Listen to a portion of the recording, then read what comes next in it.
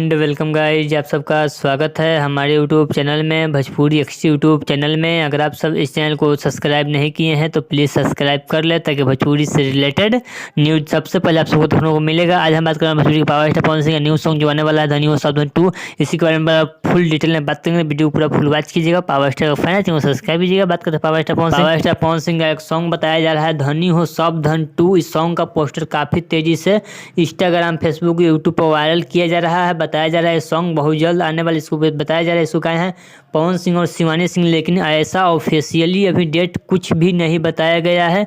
एक प्रियांशु सिंह अपने इंस्टाग्राम के माध्यम से बता रहे हैं, एक पोस्ट की यहाँ पर सुना दे रहे हैं, ये फर्जी पोस्टर है और ना ही इस गाने का पार्ट 2 अभी बनाया गया है। जब भी गीत बनाई जाएगी तो आप लोगों को बीच अपडेट दिया जाएगा। जय भोजपुरी अभी इस तरह का कोई ऑफिशियल अपडेट नहीं दिया गया है। यह पोस्टर फर्जी पोस्टर बनाया गया है।